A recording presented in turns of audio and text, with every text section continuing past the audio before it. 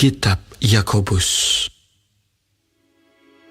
Salam dari Yakobus, hamba Allah dan Tuhan Yesus Kristus, kepada ke-12 suku di perantauan. Saudara-saudaraku, anggaplah sebagai suatu kebahagiaan apabila kamu jatuh ke dalam berbagai-bagai pencobaan. Sebab kamu tahu bahwa ujian terhadap imanmu itu menghasilkan ketekunan.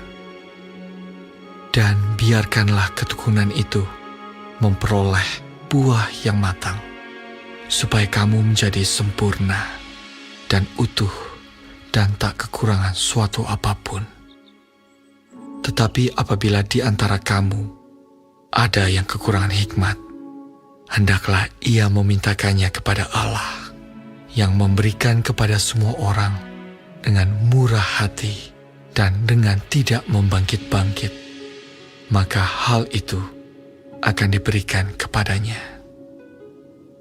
Hendaklah ia memintanya dalam iman, dan sama sekali jangan bimbang, sebab orang yang bimbang sama dengan gelombang laut yang diombang-ambingkan kian kemari oleh angin. Orang yang demikian janganlah mengira bahwa ia akan menerima sesuatu dari Tuhan. Sebab orang yang mendua hati tidak akan tenang dalam hidupnya. Baiklah saudara yang berada dalam keadaan yang rendah, bermegah karena kedudukannya yang tinggi, dan orang kaya karena kedudukannya yang rendah. Sebab ia akan lenyap seperti bunga rumput. Karena matahari terbit dengan panas yang terik dan melayukan rumput itu, sehingga gugurlah bunganya dan hilanglah semaraknya. Demikian jugalah halnya dengan orang kaya. Di tengah-tengah segala usahanya, ia akan lenyap. Berbahagialah orang yang bertahan dalam pencobaan, sebab apabila ia sudah tahan uji, ia akan menerima mahkota kehidupan yang dijanjikan Allah kepada barang siapa yang mengasihi Dia. Apabila seorang dicobai, janganlah ia berkata, "Pencobaan ini datang dari Allah," sebab Allah tidak dapat dicobai oleh yang jahat, dan ia sendiri tidak mencobai siapapun. Tetapi tiap-tiap orang dicobai oleh keinginannya sendiri, karena ia diseret dan dipikat olehnya. Dan apabila keinginan itu telah dibuahi, ia melahirkan dosa. Dan apabila dosa itu sudah matang, ia melahirkan maut. Saudara-saudara yang kukasihi, janganlah sesat. Setiap pemberian yang baik dan setiap anugerah yang sempurna datangnya dari atas, diturunkan dari Bapa segala terang. Padanya tidak ada perubahan atau bayangan karena pertukaran.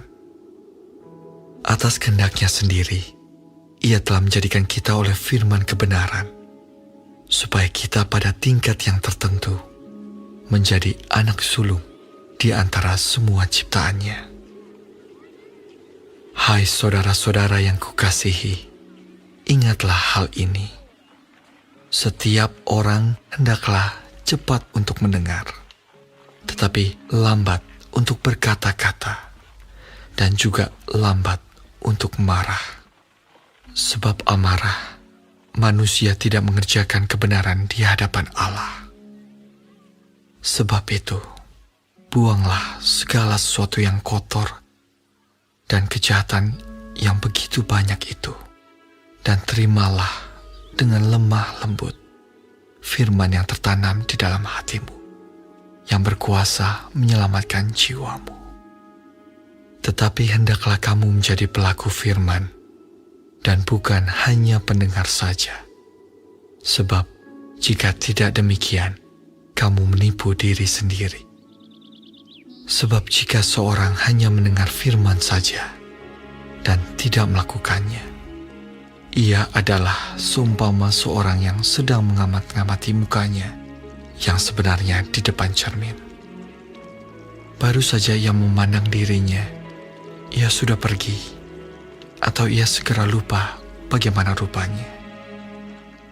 Tetapi barang siapa meneliti hukum yang sempurna, yaitu hukum yang memerdekakan orang, dan ia bertekun di dalamnya, jadi bukan hanya mendengar untuk melupakannya, tetapi sungguh-sungguh melakukannya, ia akan berbahagia oleh perbuatannya. Jikalau ada seorang menganggap dirinya beribadah, tetapi tidak mengekang lidahnya, ia menipu dirinya sendiri, maka sia-sialah ibadahnya.